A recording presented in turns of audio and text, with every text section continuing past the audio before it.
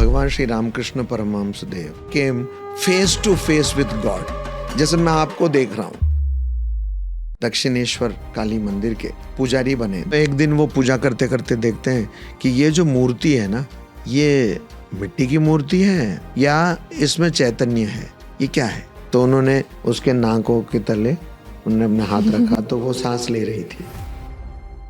स्वामी विवेकानंद गए भगवान श्री रामकृष्ण देव के पास, बोला आपने क्या भगवान देखा है? हाँ मैंने देखा है। तो दूसरा प्रश्न, आप क्या मुझे भगवान दिखा सकते हो? अवश्य दिखा सकता हूँ। स्वामी जी कहते हैं कि एक अमेरिकन को आप कोई भी विचार दे दो, चिंता दे दो, तो वो तुरंत एक कंपनी बनाएगा और 4 लोग इकट्ठे हो जाएंगे। भारतीय को दे दो तो 4 लोग झगड़ेंगे, चारों 4 दिशाओं में चले जाएंगे। और इसलिए स्वामी जी ने रामकृष्ण मठ और रामकृष्ण मिशन की स्थापना की।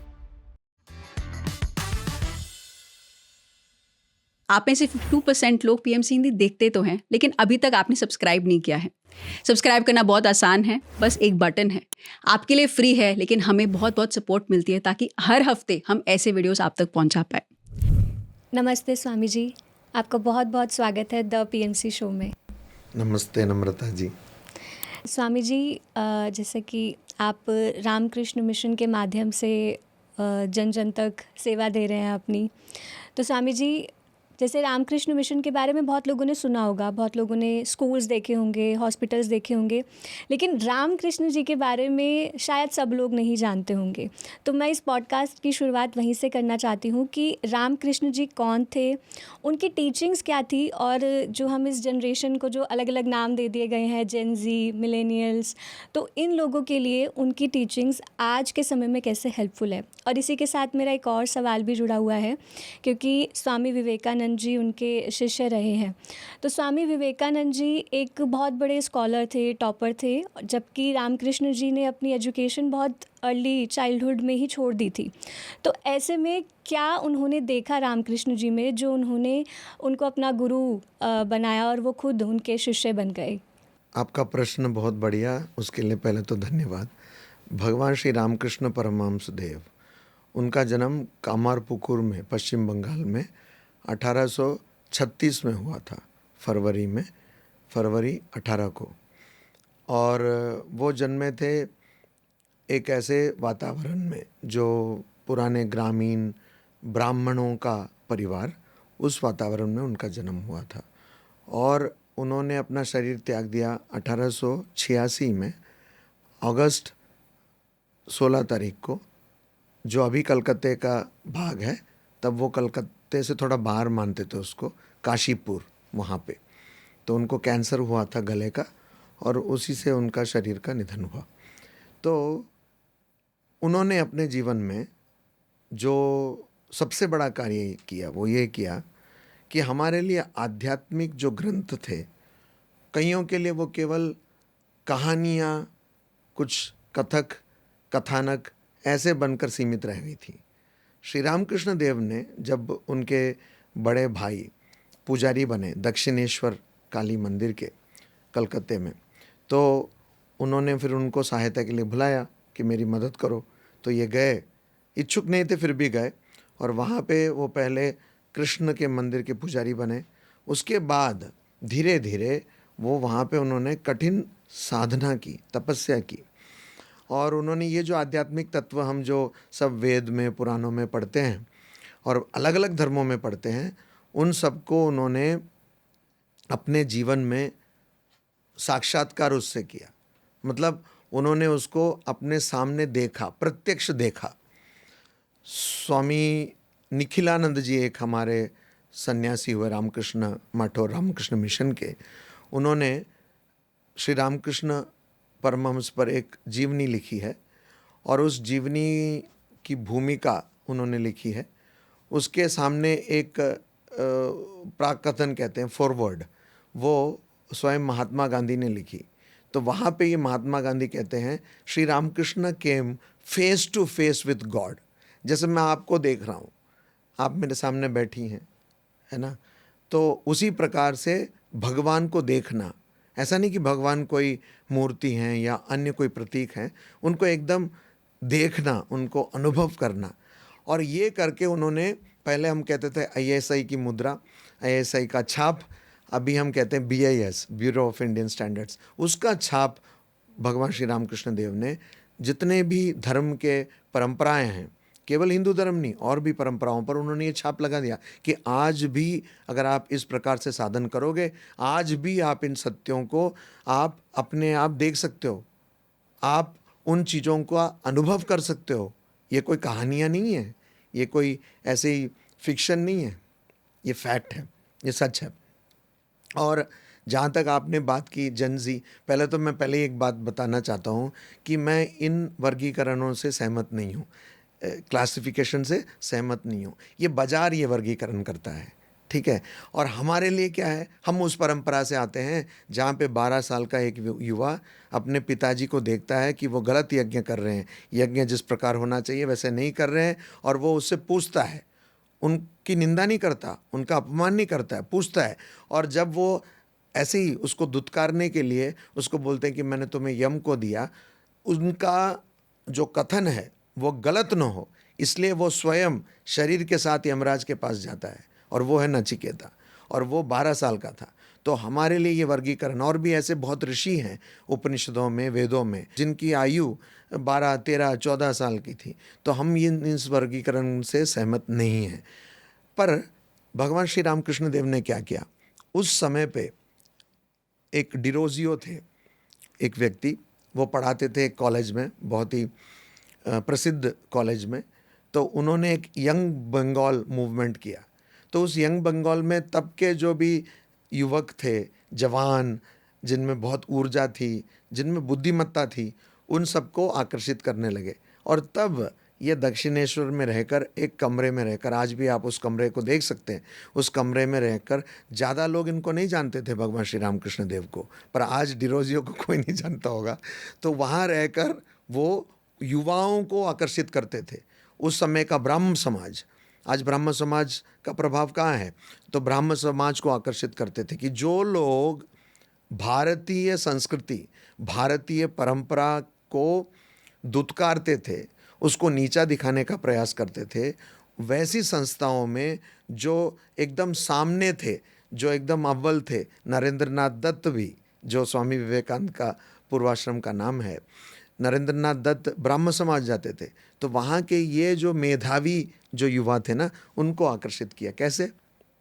केवल ऐसे ही कि ये जो आप पढ़ रहे हो या पढ़ा रहे हो, जिसके बारे में आप बोल रहे हो, जिसके बारे में आप भाषण दे रहे हो, इसका अनुभव किया जा सकता है।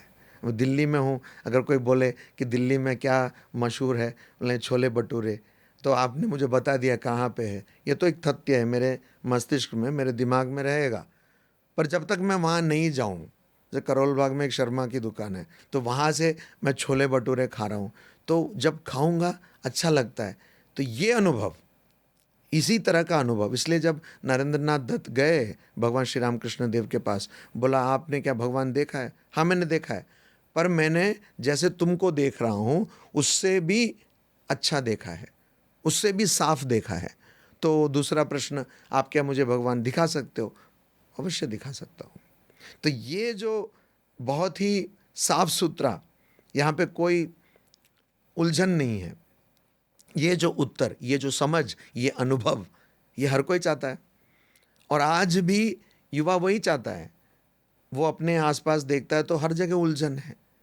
तो उलझनों को सुलझाने का पथ क्या है? वो आध्यात्मिकता है। आध्यात्मिकता है कि जब आप प्रश्न पूछो, हमारे परंपरा में आध्यात्मिकता उसको नहीं कहते जहाँ प्रश्नों का गला घोंट दिया जाता हो। हमारे लिए वो है प्रश्न पूछो। ये उपनिषद क्या है? ये सब प्रश्नों की परंपरा है।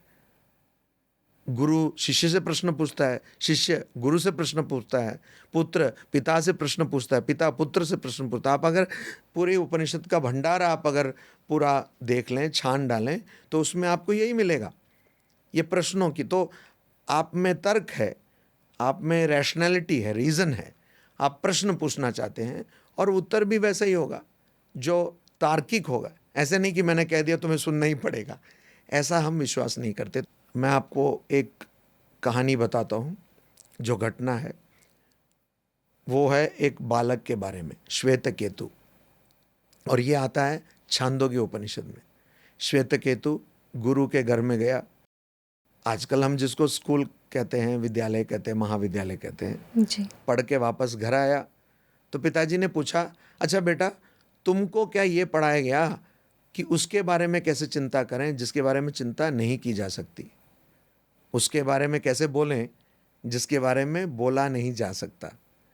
तो श्वेतकेतु को मैं सोच रहा हूँ लगा होगा कि मैं जब स्कूल गया तो पिताजी अच्छे थे, गुरुकुल जब गया भी तो उनको कुछ हो गया है, दिमागी हालत संतुलन बिगड़ गए। तब उसने कहा नहीं, वो मौन था। तो पिताजी ने कहा इसका मतलब तुम्हारी शिक्षा पूरी नहीं हुई, संपूर्ण शिक्षा नहीं मिली तुम्हें। और आज हम कहते हैं ना कि हमारे शिक्षा प्रणाली में आध्यात्मिकता नहीं है, मानवीय मूल्य नहीं है, तो ये तब भी वही अवस्था थी। फिर वो पिताजी उसको पढ़ाते हैं कि क्या है मन, क्या है प्राण, क्या है आत्मा, क्या है शरीर, ये सब पढ़ाते हैं और बहुत ही तार्किक ढंग से पढ़ाते हैं।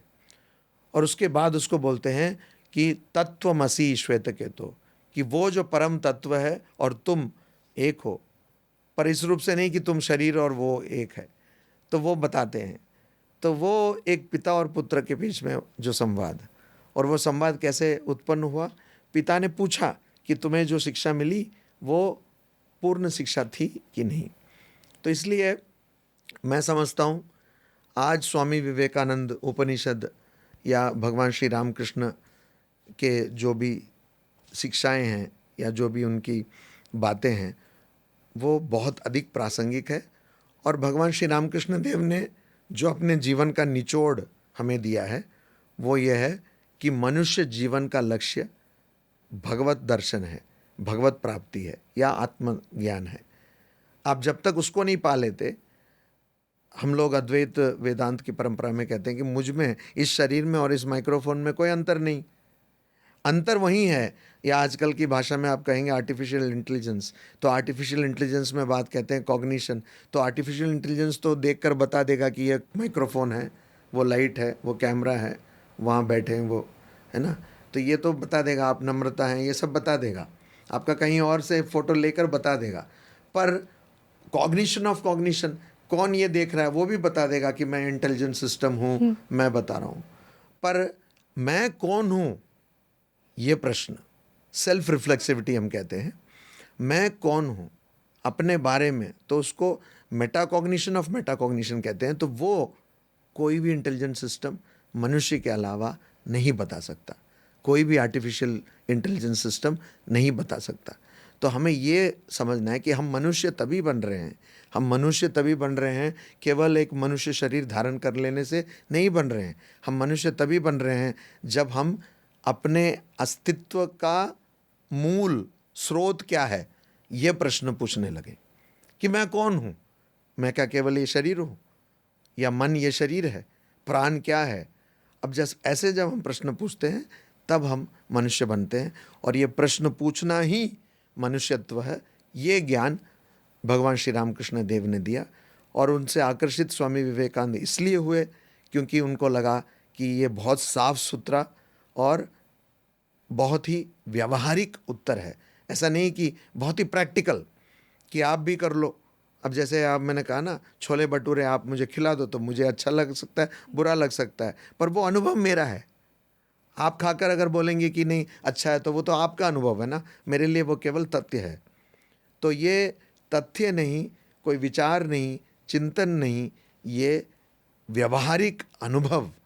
और स्वामी विवेकानंद बार बार कहते थे, उपनिषदों को उसका भाषांतर करते थे, वो कहते थे कि religion is realization, religion is realization, धर्म अनुभव है।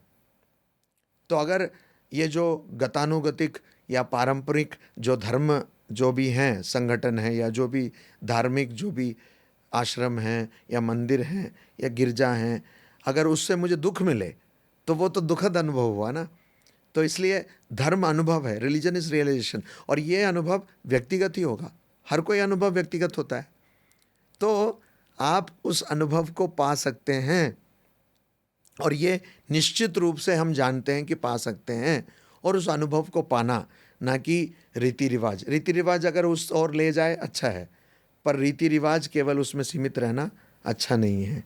और कोई ग्रंथ आप पढ़ रहे हो, पूथी पढ़ डाल रहे हो, पर आपको एक भी रत्ती भर का आपको अनुभव नहीं, तो वो भी अच्छा नहीं। स्वामी विवेकानंद कहते हैं 1 ounce of practice is better than 20,000 tons of frothy talk. Froth मतलब वो ज़्यादा बोलने से झाग आ जाता है ना मुंह में, मिर्गी के दौरे में भी आता है। जी। तो झाग आ जाता है, तो वो 20,000 टन्स ऑफ फ्रॉदी टॉक कि आप इतना अधिक बोल रहे हो, उससे बेहतर क्या है 1 ounce ऑफ प्रैक्टिस, कि आपने थोड़ा सा भी अगर साधन किया, अर्थात आपको अनुभव मिला, तो वो उससे कहीं बेहतर है। तो हमें अनुभव पर जोर डालना चाहिए। ये क्या हुआ कि मैं धर्म का पालन कर रहा हूँ, धार्मिक संस्कारों का पालन कर रहा हूँ, पर मन में व्यथा है, दुख है। स्वामी जी, बहुत सारे प्रश्न हैं मेरे मन में, आपने जो जो बातें बोली तो हर एक में डीप में जाने का मन कर रहा है। लेकिन जो सबसे इम्पॉर्टेंट प्रश्न है, क्योंकि डीप में तब जाया जाएगा जब इंसान के मन में प्रश्न आएंगे, जैसा आपने बोला। लेकिन आज के समय में ये प्रश्न आना बहुत कम हो चुके हैं, क्योंकि लोग जाते ही नहीं अपने अंदर, क्योंकि ऊपर ऊपर की चीज़ें, मटेरियलिस्टिक चीज़ें इतनी ज़्यादा है, सबको ज़्यादा पैसा कमाना है, लग्जरियस लाइफ जीनी है, एक चीज़ अचीव कर ली उसके बाद सेटिस्फेक्शन नहीं, दूसरी चाहिए। मतलब टारगेट्स सेट होते हैं, टारगेट्स फुलफिल होते हैं, लेकिन सेटिस्फेक्शन नहीं मिलती है। और जैसा कि आपने जो एक कथा अभी, जो एक स्टोरी आपने शेयर की कि बच्चा जब स्कूल गया तो पिता ने प्रश्न किए, तो इस समय पर माता पिता के पास ही इतनी नॉलेज नहीं है, माता पिता के पास ही इतना ज्ञान या अनुभव नहीं है कि वो अपने बच्चे को सही तरीके से शिक्षित कर पाए आध्यात्मिकता के प्रति, क्योंकि वो भी कहीं ना कहीं अपने रूट से डिस्कनेक्टेड है, वो भी नहीं जुड़े हुए हैं, उन्होंने भी इसको अध्यात्म का ज्ञान लेने के प्रति कोशिश नहीं की, ना अनुभव लेने के प्रति कोशिश की, क्योंकि जैसा उन्होंने जीवन जिया, आगे वही अपने बच्चों को वो जीवन जीने के लिए शिक्षा दे रहा है। जितना उनके पास है वो अपने बच्चों को उतना ही दे रहे हैं। तो मेरा प्रश्न स्वामी जी यही है, सबसे पहले तो ये जो माता पिता वाला कॉन्सेप्ट है कि बच्चों को सिखाने से पहले माता पिता को भी तो सीखना होगा, उनको भी तो जुड़ना होगा। आपका प्रश्न बहुत बढ़िया है। आपने कहा कि आजकल लोग प्रश्न नहीं करते। मैं समझता हूँ प्रश्न लोग करते हैं, पर दिशा गलत है। आपने जो प्रश्न किया या जो बातें आपने बताई, उसी में उत्तर छुपा हुआ है। आपने एक शब्द का उपयोग किया, मटेरियलिस्टिक। तो हमारा प्रश्न क्या होना चाहिए? अब आज भी वही प्रश्न है, तुम सुखी हो क्या, तुम आनंद में हो क्या? पिता पुत्र से पूछे, माँ पुत्र से पूछे, बेटी से पूछे, जो पति है वो पत्नी से पूछे, पत्नी पति से पूछे, एक दोस्त और एक दोस्त से पूछे, आप आनंद में हो क्या? हम पूछते भी हैं, आप कैसे हो? बढ़िया। पर वो एक आचार मात्र बन के रह गया है कि किसी को देखा तो राम राम, कैसे हैं? बढ़िया, तो वो भी बढ़िया। अब ये बात भी है कि अगर आपसे कोई पूछे कि बढ़िया, तो आप बता दो नहीं, घुटने में दर्द है, सर में दर्द है, वो भी ठीक नहीं है। तो प्रश्न क्या है?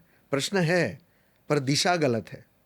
दिशा क्या है कि हम सोचते हैं कि इसका समाधान बाहर होगा।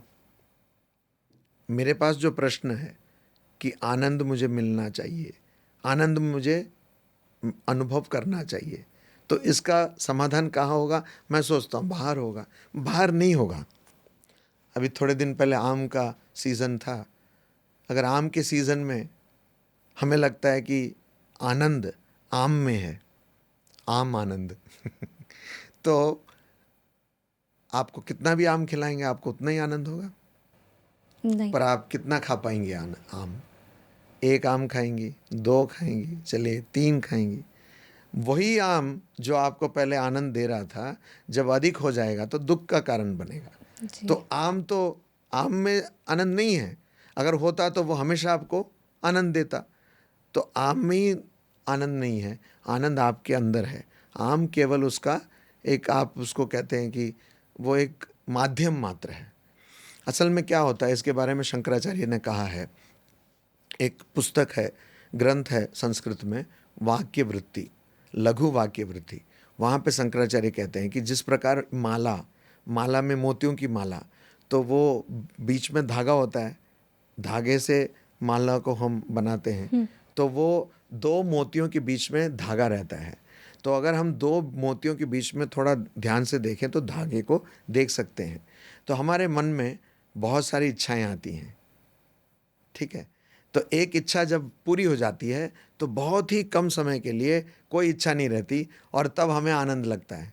और लेकिन हम गलत समझ गए कि वो इच्छा के वजह से हमें आनंद मिला, आम के वजह से नहीं मिला। आम मिलने की वजह से आप थोड़े देर के लिए, बहुत ही, जैसे अंग्रेजी में कहते हैं स्प्लिट सेकेंड, एक बहुत कम मुहूर्त के लिए, क्षण के लिए, क्षण भी नहीं, उससे भी कम, आप जब कुछ नहीं सोच रही थी तब आपका मन, उसका जो स्वाभाविक रूप है आनंदमय, मन का नहीं, आपका जो स्वाभाविक रूप है वो मन के माध्यम से आपको अनुभव हुआ और इसलिए आपको लगता है कि आम खाने से आनंद मिला। तो इसका आपके अंदर ही है और इसलिए ये आवश्यक नहीं है, ये एक भ्रांत धारणा है कि माता पिता को पहले जानना चाहिए। प्रश्न वो नहीं कर रहे हैं। आज माता पिता ये अपने बच्चों से नहीं पूछ रहे तुम आनंद में हो, वो कह रहे हैं कि तुम नाचो, तुम सारेगामा पता समय जाओ। नहीं, उन सब रियलिटी शो से मुझे कोई मतलब दुश्मनी नहीं है, शत्रुता नहीं है, पर वो बच्चा सुबह से उठकर ट्यूशन जा रहा है, चौथी का बच्चा, तीसरी का बच्चा, तीसरी कक्षा में पढ़ने वाला बच्चा भी ट्यूशन जा रहा है, उससे आप स्विमिंग करवाइए, उससे आप फुटबॉल खिलाइए, उसको आप गिटार पढ़वाइए और वो गाना भी गाएगा और वो रियलिटी शो में भी जाएगा। बच्चा है क्या है? तो आज कोई भी ये नहीं पूछ रहा कि तुम आनंद में हो, आज वो बोल रहे कि हमसे जो नहीं हो पाए तुम करो, यही हो रहा है। तो ये प्रश्न पूछना है। मैं आपको एक उदाहरण देता हूँ हमारे घरों से, आपको बात समझ में आएगी। जो MBBS पढ़ते हैं, डॉक्टर बनते हैं, कई लोग ऐसे हैं जो बड़े ही ग्रामीण वातावरण से आते हैं, पर उनकी माँ जो है ना, उन्होंने शायद स्कूल पढ़ा होगा या हो सकता है कि डिग्री भी पढ़ी होगी, पर उनकी माँ ध्यान रखती हैं, बेटा आपने पढ़ा नहीं, या बेटी आपने पढ़ा नहीं, बेटी पढ़ लो, हाँ आपको ये थोड़ा सा मुश्किल लग रहा है तो ट्यूशन कर लें। तो वो, उसका ध्यान, माँ का ध्यान अपने बच्चे पर रहता है। वो इंजीनियरिंग पढ़ रहा है, PhD कर रहा है, इसको कुछ नहीं समझ में आ रहा, पर वो जानती हैं कि ये पढ़ पा रहा है कि नहीं पा रहा। कैसे? उसने थोड़ी PhD पढ़ा है, तो वो केवल ये देख रही है कि इसकी मानसिक अवस्था है वो किस प्रकार है, इसको आनंद आ रहा है इसमें। तो ये बात गलत है कि एक व्यक्ति IT में इंजीनियरिंग कर रहा है, कंप्यूटर इंजीनियरिंग कर रहा है, तो उसके माँ को भी कंप्यूटर इंजीनियरिंग आनी चाहिए। तो हम अपने परंपराओं को पढ़ाएंगे, इसके लिए ये आवश्यक नहीं है कि उनको भी आना चाहिए, पर उनके पास ये प्रश्न होना चाहिए, जैसे इस पिता ने किया कि तुमको क्या अपने बारे में पता चला, कैसे आनंद में रहना, ये क्या तुमने सीखा? तुमने मैथमेटिक्स सीख लिया, कैलकुलस सीख लिया, फिजिक्स सीख लिया, अपने आप को आनंद में कैसे रखना है ये सीखा क्या? और हम लोग सफलता के जो होड़ में सबको भगा रहे हैं, हम कभी ये नहीं दिखाते, पढ़ाते कि पराजित हो तो कैसे हों, असफल हो तो कैसे हों। क्योंकि आप देखिए, मुझे गणित अधिक समझ में नहीं आता, पर जितना समझ में आ रहा है कि एक पोस्ट है, मान लीजिए कोई भी नौकरी है, उसके लिए एक पोस्ट है और उसके लिए लाखों लोग परीक्षा लिख रहे हैं, हाँ, पब्लिक सर्विस एग्ज़ाम लिख रहे हैं, हर राज्य में लिख रहे हैं, और देश में वो जो सेंट्रल का भी होता है, यूनियन पब्लिक सर्विस एग्ज़ाम लिख रहे हैं।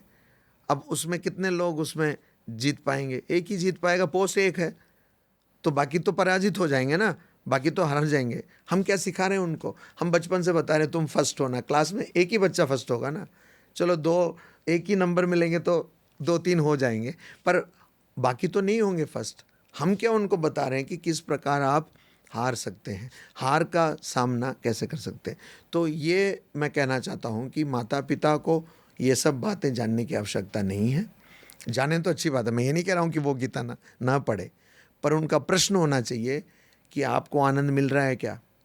और नहीं मिल रहा है, मैं समझता हूँ आज तकनीक के युग में, तकनीक में इतनी उन्नति हुई है, टेक्नोलॉजी में इतनी उन्नति हुई है कि आज ये संभव है।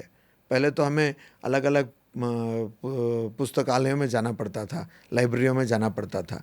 आज बच्चा बैठ कर ही देख लेगा कि हाँ, अगर मुझे पीस ऑफ माइंड चाहिए तो पहले ही तो वो आ जाएगा ना, ChatGPT हो, जो भी हो, वो बता देगा कि हाँ मेडिटेशन करो, ये करो।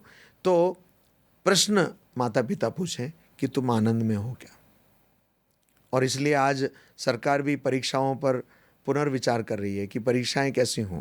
तो हमारी जो संस्कृति है उसमें ये प्रश्न हमेशा पूछा जाता था कि आनंद में तुम हो क्या। ये प्रश्न अगर हर कोई और दूसरे से और अपने आप से पूछने लगे तो उसके रास्ते खुल जाएंगे। तो प्रश्न भी नहीं हम पूछ रहे हैं और सही प्रश्न नहीं पूछ रहे हैं और उसकी दिशा भी गलत है। जी, तो स्वामी जी, जैसे आपने बोला कि सरकार भी विचार कर रही है, तो हमारी शिक्षा में क्या और ऐड होना चाहिए बच्चों के लिए? क्योंकि अगर हम आजकल के बच्चों को देखें तो बहुत ही ज़्यादा हो चुकी है ख़राब स्थिति इस वक्त। कुछ बच्चे, जैसे कि अभी रिसेंट में ही सुसाइड किया बच्चों ने, जैसे आपने कहा कि हारना नहीं सीखा है उन्होंने, उनको नहीं पता है कि जब ऐसा कुछ होता है तो किस तरीके से हैंडल करना है। तो कुछ लोग बहुत लो चले जाते हैं, डिप्रेस्ड हो जाते हैं और कुछ लोग गलत कदम उठा लेते हैं, सुसाइड कर लेते हैं। वहीं दूसरी तरफ कुछ बच्चे ऐसे भी हैं, मैं राज्य का नाम नहीं लूँगी, बट ऐसी भी बहुत सारी जगहें हैं जहाँ पे लोग बहुत ज़्यादा एडिक्टेड हो चुके हैं, नशा बहुत ज़्यादा करने लग गए हैं। और ओवरऑल हम अगर देश की बात करें तो बहुत ज़्यादा फ़ोन का एडिक्शन बहुत ज़्यादा हो चुका है कि मतलब अटेंशन स्पैन तो इतना कम हो चुका है कि नेक्स्ट रील आए, थोड़ी देर भी फ़ोन को दूर नहीं रख सकते हैं। तो ये सारी चीज़ें जो हो रही हैं, तो हमारी जो शिक्षा है, शिक्षा प्रणाली में किस तरीके से हेल्प हो सकती है बच्चों के बेहतर भविष्य के लिए? स्वामी विवेकानंद के साथ हुआ ना जो, वो ये हुआ कि स्वामी विवेकानंद को सब लोग कोट करते हैं, समझते बहुत कम लोग हैं। अब कहीं पर भी जाएंगे, अभी और भी बहुत गलत ये हो रहा है कि इंटरनेट के माध्यम में जो स्वामी विवेकानंद ने कभी नहीं कहा, केवल स्वामी विवेकानंद नहीं, बहुत बड़े बड़े व्यक्तित्व जो महापुरुष थे, उन्होंने जो नहीं कहा वो भी उनके नाम से आपको कहीं ना कहीं मिल जाएगा। और वो लोग बोलते कि नहीं इंटरनेट में मिला, मैंने गूगल में देखा।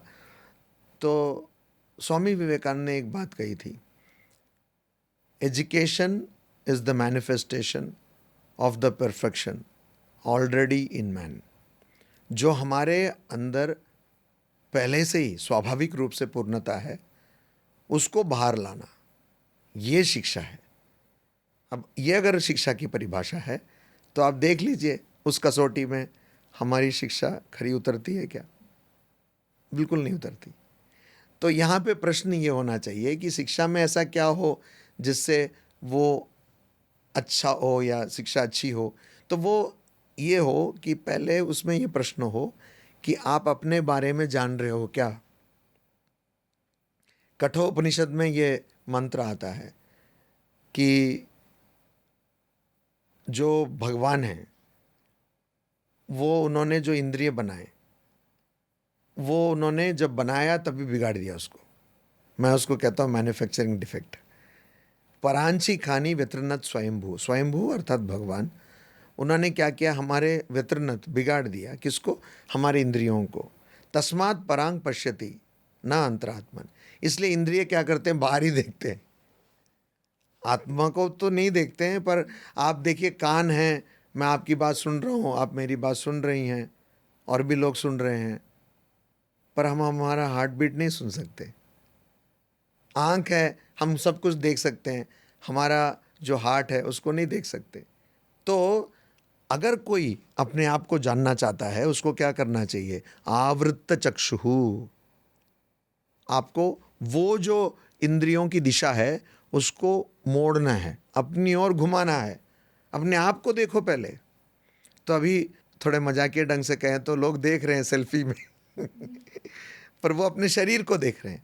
थोड़ी और गहराई में अपने आप को देखिए। तो ये अभाव है शिक्षा का कि हमने बहुत कुछ पढ़ाया पर अपने आप को समझने का कुछ भी नहीं पढ़ाया। और जो मैंने जो बात कही थी, जो प्रश्न आपने पूछा कि हारने के बारे में कैसे, अब क्या हुआ हमारे समाज में, मैं 52 साल का हूँ, तो हमारे समाज में जो बदलाव आए, जो परिवर्तन आए, वो ये आए कि पहले तो लोगों के घरों में कई बच्चे होते थे, पर जब तक वो हमारी पीढ़ी में आए तो एक एक घर में 1-2 बच्चे होने लगे। आजकल ये अवस्था है कि एक एक घर में 1 बच्चे हो तो गनीमत है। तो क्या हुआ कि, और पहले क्या था कि हमारे देश की आर्थिक अवस्था इतनी अच्छी नहीं थी, लोगों के पास पैसा नहीं था, तो उनको बहुत कुछ नहीं मिला।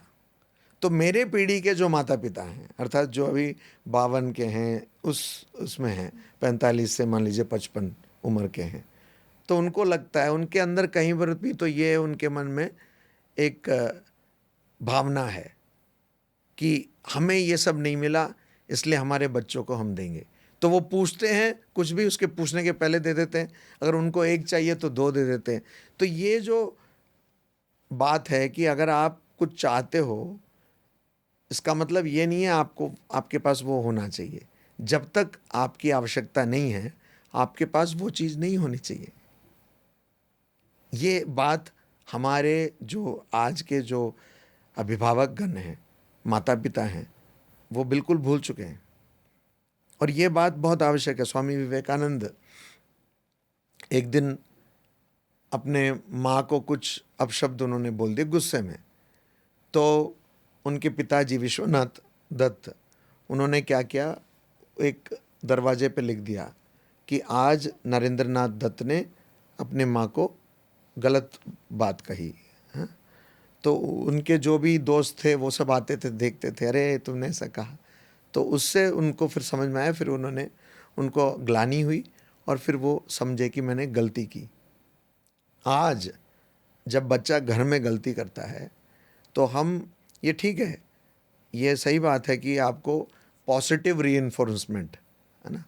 हमारी समस्या वो भी है कि हम बहुत सारी किताबें पढ़ रहे हैं पर संदर्भ भूल जा रहे हैं, कॉन्टेक्स्ट भूल जा रहे हैं। अगर नॉर्वे में कोई बात कोई कह रहा है तो वो तो नॉर्वे के लिए सही रहेगा ना। अब पहले हमारी संस्कृति को देखिए। आज भी हमारे देश का लड़का, मतलब मैं दिल्ली की बात कर रहा हूँ, पिज्ज़ा खाएगा, बर्गर खाएगा, पर उसको दाल चावल ही अच्छा लगता है, राजमा चावल ही अच्छा लगता है। आप उससे पूछिए आपको बहुत आराम कौन से खाने में मिलता है, वो आज का बच्चा दाल राजमा चावल ही बोलता है। मैं बात करता हूँ उनसे, तो पिज्ज़ा रोज़ रोज़ नहीं खाएगा वो, ठीक है। तो आप संदर्भ जानिए, कॉन्टेक्स्ट जानिए। तो किसी ने कहीं बोल दिया पॉजिटिव रीइंफोर्समेंट, इसलिए कोई गलती करता है तो मैं डांटूंगी नहीं। क्यों नहीं डांटेंगे आप? 2015 में फैमिली लाइफ इस नाम से एक पुस्तक प्रकाशित हुई थी कोलंबिया यूनिवर्सिटी प्रेस में। वहाँ वो कहते हैं कि जो पहला पुराना मुहावरा है अंग्रेजी में, spare the rod spoil the child, तो वो सच है। पर वो कहते हैं कि इसका मतलब ये नहीं कि आप अभी मारो रॉड से, वो बात गलत है। पर उनको समझ में आना चाहिए कि ये मैं गलत कर रहा हूँ या गलत कर रही हूँ। तो इसको मैंने एक नाम दिया है इमोशनल इम्यूनिटी। इमोशनल इम्यूनिटी, जैसे बच्चा जब जन्म लेता है तो हम टीका लगाते हैं ना, और कार्ड देते हैं। 10 साल तक एक कार्ड आप बना के रखते हैं कि इसका ये टीका लग गया, वो टीका लग गया, पोलियो ड्रॉप्स लग गए, सब आप बनाते हैं। उसी प्रकार उसको इमोशनल इम्यूनिटी भी देने की आवश्यकता है कि कोई उसको, अगर वो किसी को जाके बोला आई लव यू, वो बोल भी सकते हैं कि आई डोंट लव यू। वो कहीं पर उसको ठुकराया भी जा सकता है, कहीं पे वो नौकरी के लिए अप्लाई करे तो उसको नौकरी नहीं भी मिल सकती है, उसकी संभावना अधिक है, प्रोबेबिलिटी उसकी अधिक है। तो वो उसको ये जो प्रशिक्षण घर में दिया जाए कि तुम चाह रहे हो, इसीलिए हमारे पास पैसा है, इसलिए ही हम आपको खरीद के नहीं देंगे। हमारे पास जो गिल्ट है, माता पिताओं के पास जो गिल्ट है कि मुझे नहीं मिला, तो बच्चों के माध्यम से हम उसका उपभोग करना चाहते हैं, अनुभव करना चाहते हैं, गलत है। तो ये शिक्षा उनको मिलनी चाहिए। और ये प्रश्न कि आनंद कहाँ है, कैसे मिलेगा, और तुम ढूंढो आनंद को। तो ये जो बहुत सारे ऐसे बच्चे हैं, बहुत सारे बच्चे हैं। आज 2026 में अगस्त में हम हैं, बहुत सारे ऐसे बच्चे हैं जिन्होंने कभी गांव नहीं देखा। बहुत सारे ऐसे बच्चे हैं जिन्होंने कोई ऐसे बच्चे को नहीं देखा जिसको कैंसर हो गया या कोई ऐसा टर्मिनल इलनेस हो गया है। 4 साल का बच्चा, वो जानता है कि मैं मरने वाला हूँ, नहीं देखा। बहुत सारे ऐसे बच्चे हैं जिन्होंने पीड़ा नहीं देखी। तो एक्सपोजर, उनको उनके पास ले जाना चाहिए। सेवा, स्वामी विवेकानंद कहते हैं कि हमारे देश का, हमारे राष्ट्र का आदर्श क्या है? त्यागा एंड सेवा, रिनंसिएशन एंड सर्विस। तो त्याग का मतलब ये नहीं कि सब लोग भगवा पहन लेंगे, वो नहीं। त्याग का मतलब मेरे मन में दूसरों के लिए सहानुभूति के कारण त्याग हो। 1899 में कलकत्ते में प्लेग हुआ था, तो प्लेग के त्राण कार्य के लिए, राहत कार्य के लिए स्वामी विवेकानंद ने अपना जी जान लगा दिया। तो उन्होंने तब एक प्लेग मैनिफेस्टो तैयार किया, खुद लिखा, स्वयं उन्होंने लिखा, जिसमें लोगों से सहायता भी मांग रहे थे। उसका पहला जो वाक्य है वो बहुत ही मार्मिक वाक्य है। वो क्या है? वो कह रहे हैं कि जब आपको कष्ट होता है हमें कष्ट होता है, जब आपको आनंद होता है हमें आनंद होता है। इसको सहानुभूति कहते हैं। सह अनुभूति, सिंपति नहीं, एम्पति नहीं, सहानुभूति। कि आपको अगर कष्ट हुआ, नम्रता जी को कष्ट हुआ, मुझे भी कष्ट हुआ, अगर आपको आनंद मिलेगा तो मुझे भी आनंद मिलेगा। तो जब हम जिनके साथ जी रहे हैं, वो मनुष्य भी है या और भी जीव हैं, उनके साथ जब सहानुभूति का ये संबंध हो तो अपने आप ये एक्सपोजर वाली बात आ जाती है। तो हमें वो पढ़ाना है, हमें कुछ नहीं दिखाना है, हमें केवल जो सच्चाई है वो दिखाना है। देखो, ये एक बच्चा है, बहुत सारे अस्पताल हैं जहाँ टर्मिनली इल पेशेंट्स हैं, बच्चे हैं, उनके पास क्यों नहीं ले जाए? बच्चों को ले जाइए। बहुत सारे गरीब हैं, उनके पास ले जाइए। कि जो आपको इतने सहज तरीके से, सरल तरीके से मिल रहा है, उसके लिए लोग तरस रहे हैं, ये बात। तो इमोशनल इम्यूनिटी, ये जो टीकाकरण, भावनात्मक टीकाकरण, इसकी आवश्यकता है और ये नहीं हो रहा है। और मैं ये नहीं समझता हूँ कि अगर आप हमारा जो इवोल्यूशन है, हम एक जो प्रजाति हैं मनुष्य, होमो सेपियंस सेपियंस, हमारा जो विकास हुआ है, आप अगर उस विकास को देखेंगे तो आज हम ऐसे समय पर हैं जहाँ हमारी जो बुद्धि है सबसे अधिक विकसित है जी। तो मैं ये नहीं समझता कि ये बातें लोग नहीं समझेंगे। हम गलत प्रश्न पूछ रहे हैं, गलत जगहों पर हम जोर दे रहे हैं, गलत दिशाओं में जा रहे हैं। जी। अगर ऐसा कुछ परिवर्तन हम कर पाए कि उनको उस तरफ एक्सपोज कर दें, कि पीड़ा जो है वो दिखाएं, ये सेवा है। और वो वही भगवान श्री रामकृष्ण देव एक दिन ऐसे बात कर रहे थे, तो बात करते करते वो वैष्णव धर्म की बात करने लगे। और वैष्णव धर्म की बात, तो वैष्णव धर्म में कहते हैं जीवेर दया, कि हर जीव पर आपको दया होनी चाहिए। तो वो कहा उन्होंने और खुद सोचने लगे कि जीवों पर दया करने वाला तू कौन है? शिव ज्ञाने जीव सेवा, कि हर जीव को शिव मानकर, जानकर, पहले तो आपको वो अनुभव हो, तो प्रारंभ में आप जानेंगे नहीं, कम से कम मानकर, हर जीव को शिव मानकर, शिव अर्थात परमेश्वर या परमात्मा मानकर उनकी सेवा करें। तो शिव ज्ञाने जीव सेवा। तो स्वामी विवेकानंद ने वो सुना और बोला, आज मुझे एक बहुत बड़ा पाठ, बहुत बड़ा सबक मिला। और इसलिए रामकृष्ण मठ और रामकृष्ण मिशन की स्थापना उन्होंने की। और हमारा ध्येय क्या है? वो भी उपनिषद से ही लिया, ऋग्वेद से लिया हुआ मंत्र है, आत्मनो मोक्षार्थम जगत हिताय च, कि अपने मोक्ष के लिए और जगत के हित के लिए। जगत का हित कैसे? कि मैं समाज सुधार कर रहा हूँ इस दृष्टिकोण से नहीं, परंतु इस दृष्टिकोण से कि शिव ज्ञाने जीव सेवा। हर जीव में, केवल मनुष्य में नहीं, हर जीव में मैं परमात्मा को देखकर उनकी सेवा, उनकी पूजा, उनकी आराधना कर रहा हूँ। तो ये भाव जब हमारे हर युवा में आएगा, और आनंद, मैं हमेशा कहता हूँ, अभी कुछ दिन पहले हमारे कैलीकट में जहाँ मैं हूँ, वहाँ बहुत बड़ा विद्यालय है, तो कुछ दिन पहले हमने स्वतंत्रता दिवस मनाया था। तो मैंने वहाँ बताया कि सबसे ज़्यादा जो हाई कहते हैं ना, हाई या किक, किस में मिलता है बताइए? सबसे ज़्यादा कौन सा ऐसा पदार्थ है जिसका सेवन करने से आपको सबसे ज़्यादा हाई मिलेगा? अगर नशे की और हाँ। जाए तो अल्कोहल एंड ड्रग्स वगैरह। नहीं, जब आप दूसरे किसी की सेवा करते हैं, उसमें आपको सबसे ज़्यादा हाई और सबसे ज़्यादा किक मिलता है। तो लोग आनंद ढूंढ रहे हैं, पर ऐसा आनंद ढूंढ रहे हैं जो हमको कमज़ोर कर देता है, जो हमसे बल छीन लेता है। टेम्पररी आनंद। हाँ, तो वो जैसे MDM में है, ये जो पूरा फैमिली ऑफ ड्रग्स है, इसमें बहुत सारी अनुसंधान हो चुकी हैं, एम्पिरिकल एविडेंस बेस्ड रिसर्च है, जो कहता है कि आपके ब्रेन को वो खा जाता है। तो बहुत सारे एरियाज होते हैं मेमोरी की और भी एरिया, उन सबको वो, कोई भी एडिक्शन ऐसा करता है, पर ज़्यादातर ऐसे जो MDMA हैं ये सब ऐसा करते हैं। तो हमें ऐसा नहीं होना है, हमें और बुद्धिमत्ता और अधिक बलशाली होना है। तो मुझे कौन सबसे ज़्यादा बल देगा, क्या देगा मुझे बल, कौन सा पदार्थ या कौन सा आचरण देगा? अगर मान लीजिए मैं आपकी सेवा करूं, तो आप फिर आपकी मैंने सेवा की, तो हमारे बीच में एक संपर्क जो बना वो मित्रता का संपर्क बना, एक संबंध बना, सहानुभूति का संबंध बना। तो इससे मेरा बल बढ़ेगा, और मैं अगर और भी हजारों लोगों की सेवा कर पाऊँ, तो हजारों लोगों के साथ में बना, एक हुआ। तो जिस प्रकार इंटरनेट होता है, तो इंटरनेट तो हमने बना लिया, पर ये मनुष्यों के बीच में जो इंटरनल जो संबंध है, ये जो इंटरनेट है, ह्यूमन इंटरनेट, ये बनाने से हम चूक गए। बट मुझे लगता है आजकल तो लोग जैसे चूज़ करते हैं कि फ्लैट्स हों, और अपने फ्लैट, दूसरे फ्लैट में कौन रहता है ये नहीं पता होता है आज के समय में लोगों को।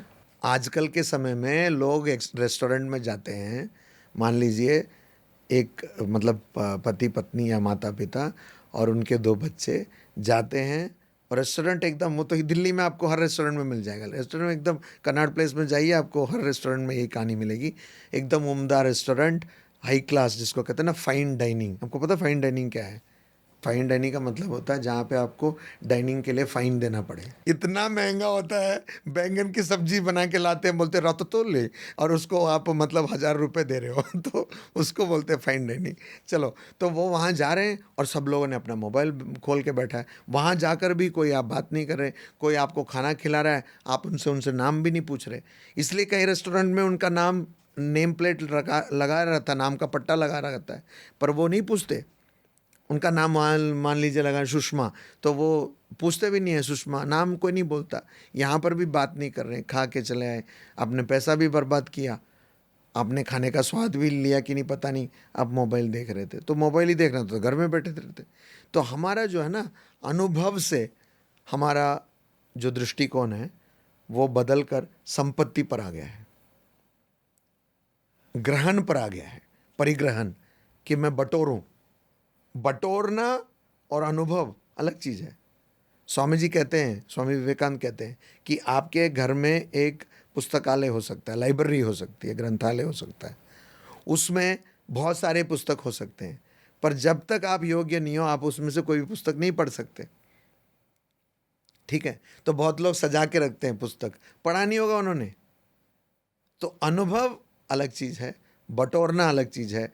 मेरे पास हो सकता है कि बहुत सारा म्यूचुअल फंड हो, उसका मैं रोज़ देखूं कि NAV, नेट एसेट वैल्यू बढ़ा कमा है, और मैं उसका देखते रहूं और उसी में आनंद पाऊं। उससे अच्छा है कि उसमें से थोड़ा पैसा निकाल के जाऊं, एक आइसक्रीम खाऊं, वो आनंद उससे कहीं बेहतर है। तो जो आनंद आपका प्रत्यक्ष है, उसको आप नकार नहीं सकते, उसको आप छोड़ नहीं सकते, उसकी उपेक्षा आप कर नहीं सकते। हमारी गलती यही है कि हम उस जो प्रत्यक्ष आनंद है उसी को हम नकार रहे हैं। सामने एक आदमी भूखा बैठा हुआ है, आपके पास 1-2 रोटी है, 1 रोटी उसको दो। ये जो आनंद है, वो आनंद आपको और कहीं नहीं मिलेगा, और कहीं नहीं मिलेगा। तो इसलिए हमें यही करना है कि बच्चों को हम ये बताएं कि सेवा करें, उनको एक्सपोज करें, ये करें तो शिक्षा, और ये प्रश्न करें कि मैं कौन हूँ। ये प्रश्न निरंतर प्रश्न होना चाहिए। एक प्रश्न ऐसा नहीं कि इसका उत्तर मिल गया। हमें पता नहीं क्यों आजकल ना बहुत जल्दबाजी है, हम क्या करना चाह रहे हैं। एक मैंने ज़ेन बुद्धिस्ट एक कहानी पढ़ी थी। तो एक घोड़े पे सवार एक आदमी ऐसे भागा जा रहा है, तो पास में रास्ते पे एक ज़ेन गुरु हैं, वो खड़े हैं। तो वो घोड़ा बहुत तेज़ी से जा रहा है, तो ज़ेन गुरु पूछ रहे हैं आप कहाँ जा रहे हो? तो बोले पता नहीं, उसको पता नहीं है, बस जल्दी है, सब में जल्दी है। आप किसी फ्लाइट में जब आप जाएंगे एयरक्राफ्ट में, तो वो लैंड किया, सब लोग वो मतलब एकदम, और वहाँ से एयर होस्टेस कहती है, फ्लाइट अटेंडेंट, कि आप सब बैठ जाइए बैठ जाइए। सब लोग ट्रिंग करके उठते हैं, सबको जल्दी है। कहाँ जा रहे हो? कहाँ जाने की जल्दी है? पर जहाँ हम जा रहे हैं, अर्थात ये शरीर जो भी जन्मा उसका नाश होगा। भगवत गीता में श्री कृष्ण कहते हैं, जो भी जन्मा उसका नाश होगा। जातस्य ही ध्रुवम मृत्यु, नाश होना निश्चित है, ध्रुवम। तो उसके बारे में हम नहीं चिंता कर रहे, हमें बहुत जल्दी है कहीं पहुंचने की, कुछ होने की। अब ये जल्दी ही समस्या का जड़ है। तो वहाँ पे थोड़ा सा अगर हम थम जाएं, थोड़ा हम रुकें। मैं जो समझता हूँ कि एयरक्राफ्ट में कोई आपको छोड़ के नहीं जाएगा, जाएगा नहीं, तो क्यों इतनी जल्दी है? और वो उतर के भी लोग ऐसे, मतलब आप सामने चल रहे तो आपसे आगे जाएंगे, क्यों? ये किसकी जल्दी है? तो हम सोचना भूल गए हैं और जल्दी है, अपने बारे में सोचना भूल गए हैं और दूसरों के बारे में तो सोचना भूल गए हैं। तो जब हम सेवा करेंगे, त्याग, अपने बारे में सोचना कि मैंने कितना बटोर लिया, इसकी आवश्यकता है क्या मुझे? आप अगर होमो सेपियंस सेपियंस के बारे में सोचें, आप देखिए संसार में कोई ऐसी प्रजाति नहीं है जिसने इतनी जगह, इतना संसाधन बटोर लिया। एक मनुष्य के लिए रेस्टरूम कितना बड़ा होता है? एक मनुष्य के लिए रेस्टरूम कितना बड़ा होता है? एक हाथी के लिए उतना बड़ा रेस्टरूम नहीं चाहिए। जंगलों में कितने सारे पशु पक्षी बड़े आराम से रह रहे हैं, हमने उनको काटा, उनके घर तोड़ दिए, उनको वहां से भगा दिए, फिर भी हम समेटने में लगे हुए हैं। तो एक जो उपनिषद में एक शब्द आता है, अपरिग्रह। स्वामी विवेकानंद कहते हैं कि हमारे जो पूर्वज थे, उन्होंने ये नहीं ढूंढा कि कैसे अधिक बटोरा जाए, उन्होंने ये देखा कि कितने कम में संतुष्ट रहा जाए। बहुत बड़ी बात है, कितने कम में संतुष्ट रहा जाए। आजकल आर्किटेक्चर में कहते हैं मिनिमलिस्ट आर्किटेक्चर, बनाना हो तो करोड़ों का खर्च आएगा। मिनिमलिस्ट आर्किटेक्चर में कोई मकान बनाना हो तो करोड़ों का खर्च आएगा। तो हम आजकल जिसको कहते हैं कम, वो भी ज़्यादा है। तो कम में कैसे रहें? यही त्याग और सेवा। अपने बारे में सोचो, मुझे इसकी आवश्यकता है क्या? नहीं है तो छोड़ दो, छोड़ दो, या अगर मेरे पास है दूसरों को दो। आज के समय में जैसे आपने बताया कि बच्चों को एक्सपोज़र देना ज़रूरी है, ऐसी जगहों पे लेकर जाना चाहिए जिससे जो उनकी इमोशनल इम्यूनिटी है वो स्ट्रॉन्ग हो, क्योंकि कंपैशन नहीं है आज के समय में ज़्यादा लोगों में। तो यहाँ मैं स्वामी विवेकानंद जी के बारे में जानना चाहूँगी, क्योंकि उनकी जो कहानी रही है, उनका जो जीवन रहा है, बहुत स्ट्रगल भरा रहा है। तो उनके बारे में आप थोड़ा बताएं कि किस तरीके से उन्होंने जो पूरे इंडिया को, शिकागो में जो उन्होंने वेदांत के बारे में बताया, वो सफ़र उनका कैसा रहा? स्वामी विवेकानंद का जन्म एक ऐसे परिवार में हुआ था जिस परिवार में संपत्ति बहुत थी। उनके पिताजी जो थे विश्वनाथ दत्त, वो एक अटॉर्नी हुआ करते थे। अटॉर्नी वो लोग होते हैं जो कागजात बनाते हैं, दस्तावेज बनाते हैं, और वो केस लड़ते नहीं हैं हमेशा। तो उनके पास बहुत अधिक काम था, और उनके घर में एक जो पुस्तकालय थी, लाइब्रेरी थी, उसमें लगभग 10 भाषाओं में पुस्तक थी। उनके घर में जब मेहमान आते थे तो उन दिनों हुक्का पीने का रिवाज था। आजकल के हुक्के जैसा नहीं, वो हुक्का केवल तंबाकू। तो वो पता नहीं कितने तरीके के लोगों के लिए अलग अलग हुक्के होते थे। उस दिन में समाज का आचरण ये था कि ये जात इस धर्म के लिए अलग अलग हुक्का। तो इतने सारे लोग आते थे, वहाँ संगीत ये होता था, महफिल जमती थी। तो इस तरह के घर में स्वामी विवेकानंद, तब नरेंद्रनाथ दत्त का जन्म हुआ। तो भी नरेंद्रनाथ दत्त क्या करते थे, जब बालक थे, बच्चे थे, तो वो ऊपर कमरे में से वो क्या करते थे, जब भी कोई भिखारी आए तो घर के जो उम्दा, जो बहुत ही कीमती कपड़े होते हैं, वो सब दे देते थे दान में। तो कभी उनको ऊपर कमरे में बंद करके रखते थे, ऐसा कर रहा है, तो वो वहाँ से सब कपड़े लेकर खिड़की से डाल देते थे। तो ये जो दान, दूसरों का उपकार, ये जो स्वभाव था उनमें स्वाभाविक था वो। पर क्या हुआ, विश्वनाथ दत्त का निधन हो गया, उनका निधन हो गया। और वो ऐसे समय में हुआ जब ये सब छोटे थे। नरेंद्रनाथ दत्त के 2 दीदियाँ थी, 2 भाई थे, छोटे भाई थे, का निधन हुआ। तो जब निधन हुआ तो उनके जो चाचा जी लोग थे, उन लोगों ने इतने बड़े घर, वो घर 2004 में रामकृष्ण मिशन ने वहाँ पे एक स्मारक बनाया है और उसके पास में और भी बहुत गतिविधियाँ चलती हैं, कलकत्ते में है। तो आप देख सकते हैं बहुत बड़ा घर है। तो वहाँ पे जब हमने वहाँ पे ये बनाने की कोशिश की तो 300 से भी अधिक परिवार वहाँ रहते थे। तो ये घर बना और उस घर से उनको निकाल दिया गया और खाने के भी लाले पड़ गए उनको, और इतने सारे लोग हैं। तो स्वामी विवेकानंद बहुत बार कहते थे कि नहीं माँ, मुझे उस दोस्त के घर मुझे न्योता है तो मैं वहाँ खा के आ रहा हूँ। माँ को भी पता था कि ये झूठ बोल रहा है। तो एक बार एक पार्क में स्वामी जी बैठे थे। तो स्वामी जी, चूँकि उनके घर में ऐसा एक परिवार था और पहले जब उनके पिताजी जीवित थे तब, तो वो बहुत कविताओं की चर्चा करते थे, बहुत कुछ दर्शन की चर्चा करते थे। तो वो ऐसे उनके पिता के निधन के बाद एक पार्क में बैठे थे, तो उनका एक दोस्त आया, बोला वो कविता कैसी है करके वो कविता का पाठ करने लगा। तो स्वामी जी ने कहा देखो अभी ये कविता अच्छी नहीं लगती। क्यों? क्योंकि ये जो जीवन का जो दर्द है उसके सामने मुझे पता नहीं मेरे घर वालों को खाना कहाँ से मिलेगा।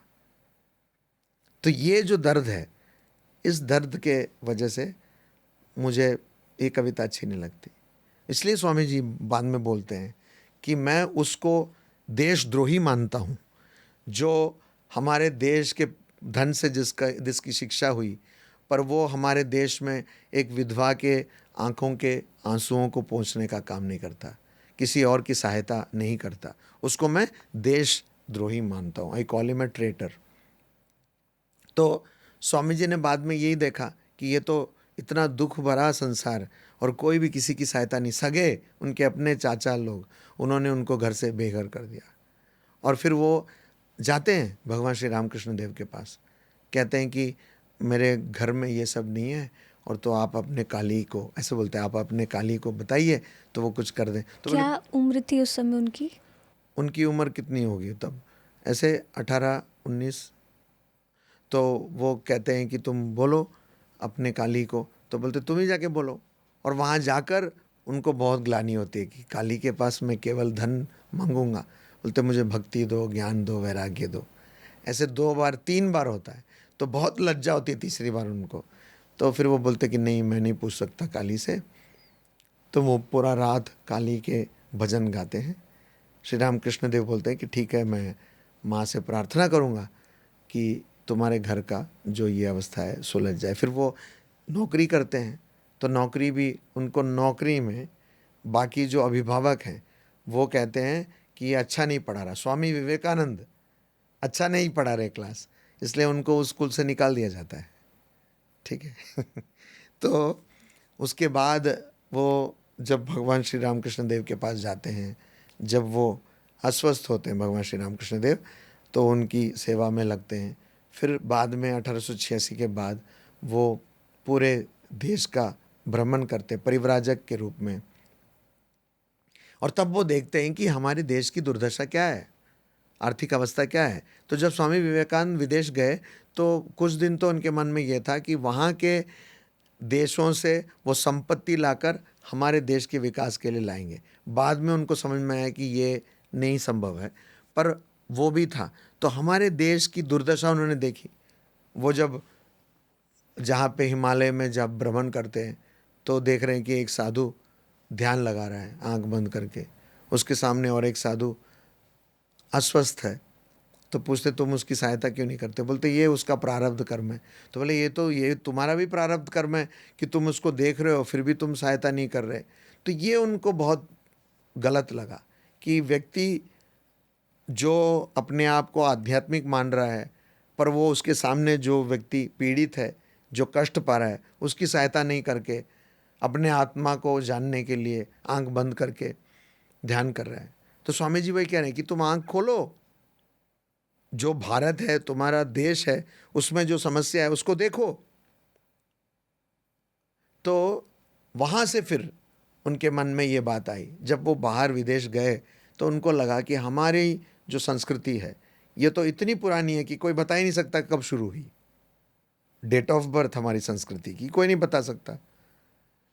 और वो लोग अभी हाल में उनका हुआ है जब वो जाते हैं 1893 में शिकागो में जब बोलने के लिए, वो क्या था, वो धर्मसभा क्या थी, वो धर्मसभा शिकागो मतलब अमेरिका के 400 वर्ष पूरे हुए थे, उसके लिए the great exposition, Columbian exposition हुआ था, उसका एक भाग था वो। और वो ग्रेट कोलंबियन एक्सपोजिशन को अगर वो कोई पैदल भी देखे तो 1 महीने से नहीं 1.5 महीने लगते थे केवल पैदल जाने में, देखने में नहीं।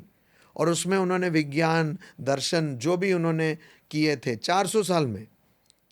क्यों कोलंबियन एक्सपोजिशन? क्योंकि क्रिस्टोफर कोलंबस 1493 में अमेरिका पे गए थे और उन्होंने कहा कि यही इंडिया है। वो इंडिया की खोज में गए थे, उन्होंने कहा यही इंडिया है, और अंत तक नहीं माने, और इसलिए उन लोगों को रेड इंडियंस बोला, वेस्ट इंडीज़ बन गए।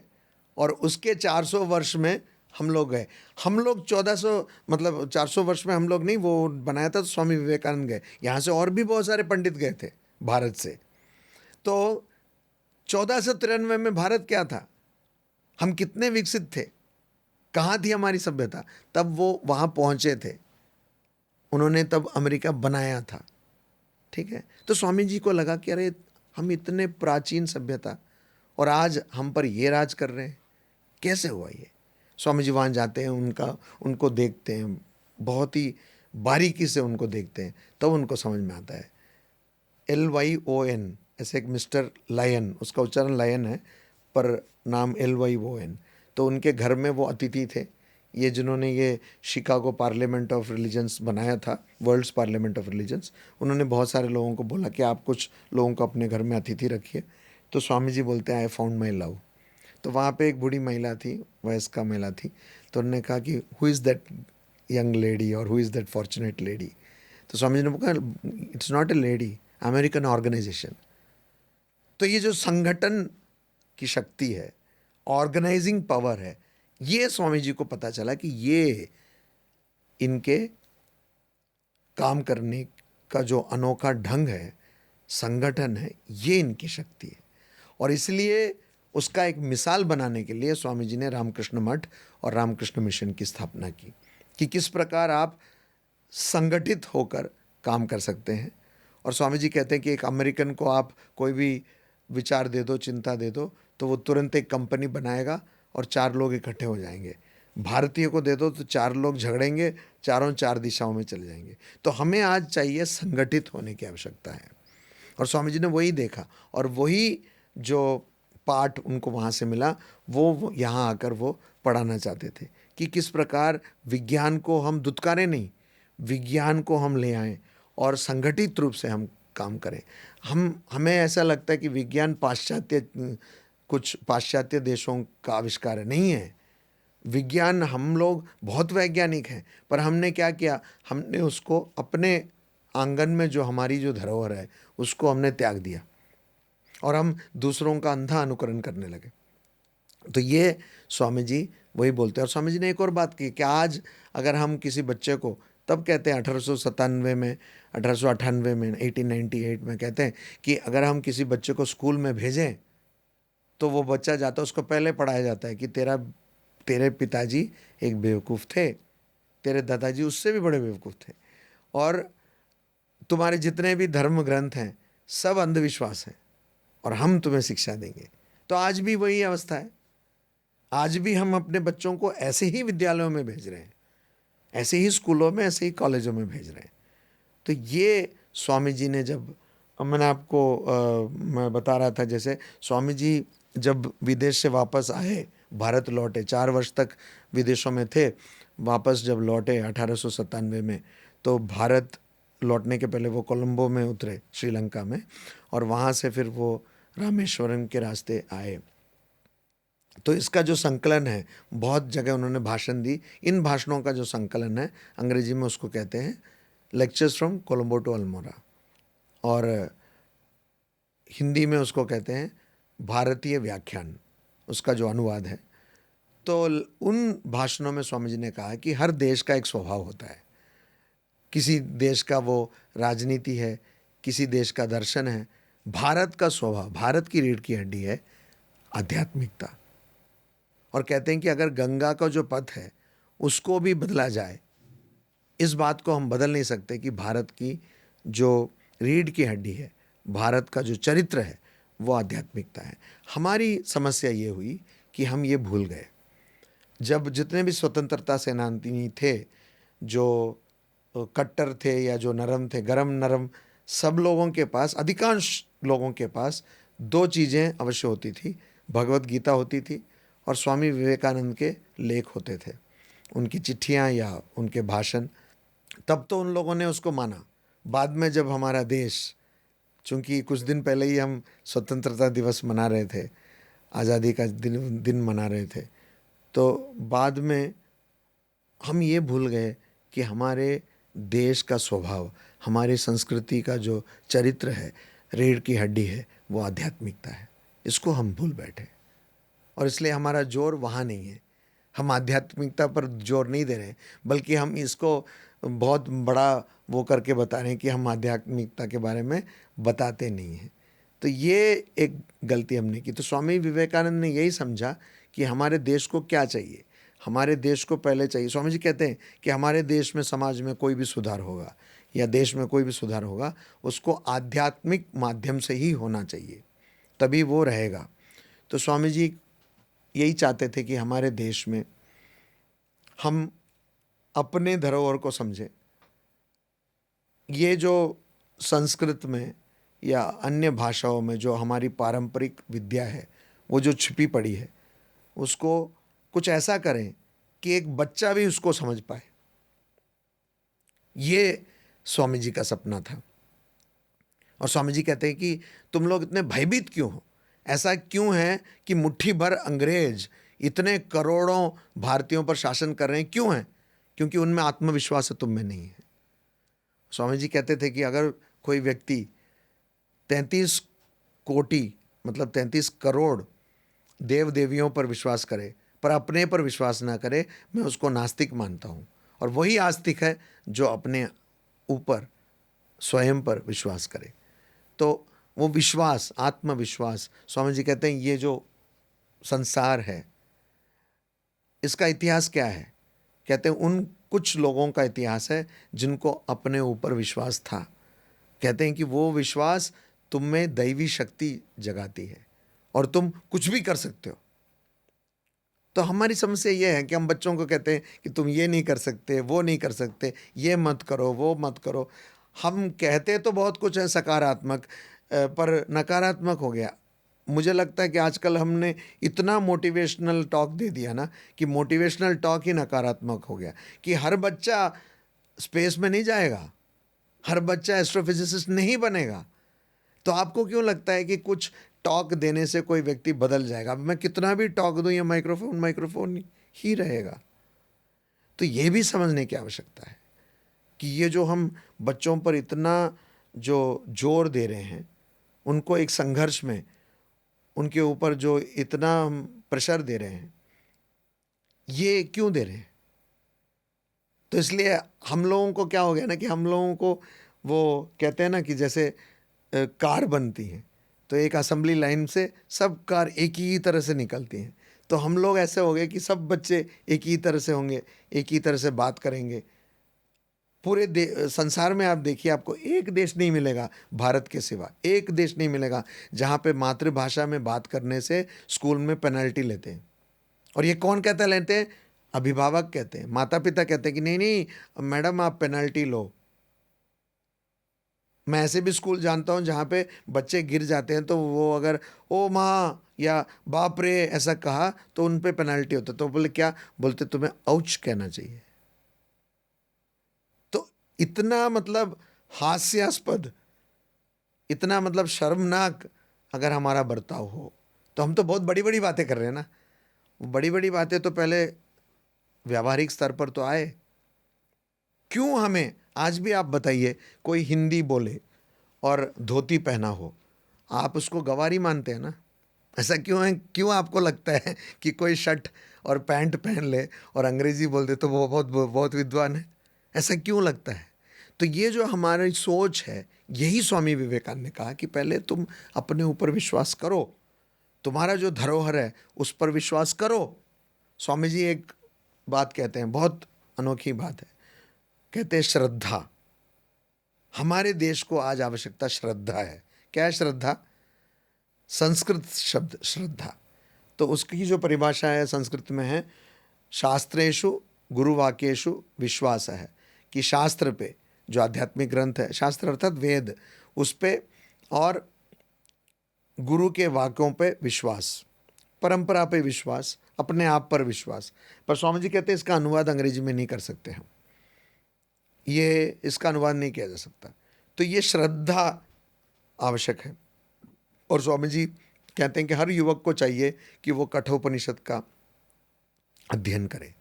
तो कठोपनिषद में नचिकेता जब देखता है ना कि उसके पिताजी गलत गलत चीज़ें कर रहे हैं, कि जो गाय बछड़ा नहीं देगी, जो गाय घास नहीं खा सकती, जिस गाय ने दूध देना बंद कर दिया, उस सब को वो उपहार के रूप में यज्ञ में ब्राह्मणों को दे रहे हैं। जब ये देखते हैं नचिकेता बालक, तो श्रद्धा विवेश, वो श्रद्धा से अभिभूत हो जाता है।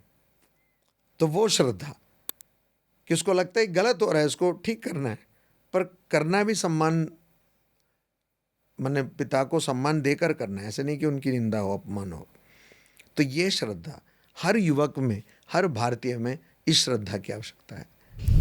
तो ये श्रद्धा कैसे आएगी स्वामी जी? जैसे हम बात करें लोगों से, तो बहुत सारे लोग ये कहते हैं कि हमारे पास अध्यात्म के लिए समय नहीं है। तो आज के समय में डे टू डे जो लाइफ लोग जी रहे हैं, अपना जॉब करते हुए, बिजनेस करते हुए, या जो भी वो काम कर रहे हैं, जो भी कार्य कर रहे हैं, या कोई घर पे भी है, अगर कोई महिला हाउसवाइफ है, बच्चे हैं, कैसे अपनी लाइफ में इस आध्यात्मिकता को शामिल करें? क्या प्रैक्टिकल टूल्स है, क्या प्रैक्टिकल स्टेप्स हैं? मैं अंदर से काफ़ी दुखी थी। मेरे को अस्थमा का अटैक हुआ, बहुत जबरदस्त। इतना डिप्रेशन में गई थी मैं यकीन नहीं कर पा रही थी मेरा बेटा एक्सपायर हो गया। मुझे तो कभी कभी ऐसा लगता था कि मैं सुसाइड करूँ। ध्यान से मेरे माइग्रेन ठीक हो रहे हैं। मेडिटेशन लिया और 1 हफ्ते के अंदर मुझे नींद आनी शुरू हो गई। मेडिटेशन आपकी लाइफ भी बदल सकता है, इसलिए ज्वाइन कीजिए पीएमसी हिंदी का फ्री 14 डेज मेडिटेशन प्रोग्राम। इसका लिंक आपको डिस्क्रिप्शन में मिल जाएगा।